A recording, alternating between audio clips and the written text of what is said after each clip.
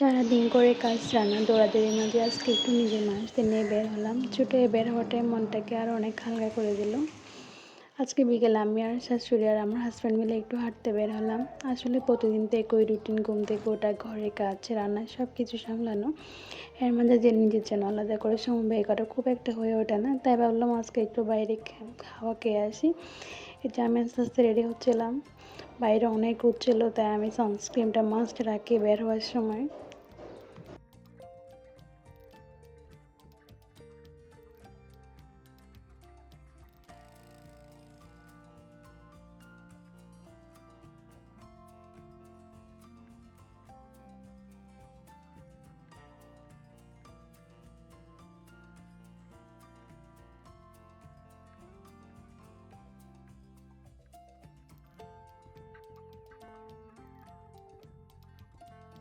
বাইরে রোদ যতটাও বের নিচ্ছিলাম আমি। কোথাও যাওয়ার বড় কোনো প্ল্যান ছিল না। শুধু কাছাকাছি একটু হাঁটা, একটু কথা বলা আর একসাথে কিছু সময় কাটানো। সত্যি বলতে এমন ছোট ছোট সময়গুলো অনেক শান্তি দেয়। রাস্তা দিয়ে হাঁটতে হাঁটতে মনে হচ্ছিল যে সুখ মানে সবসময় বড় কিছু না।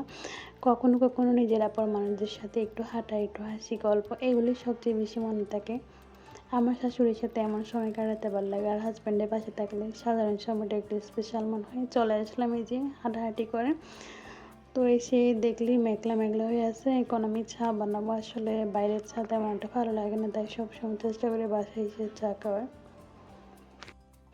অনেক সময় একদম সিম্পল হয় আজকের এই ছোটো হাঁটাহাঁটিটাও আমার কাছে তেমন একটা সুন্দর মুহূর্ত। মনটা অনেক ভালো হয়ে গেল। আলহামদুলিল্লাহ, এই ছোটো ছোটো সুখগুলোই আসল শান্তি।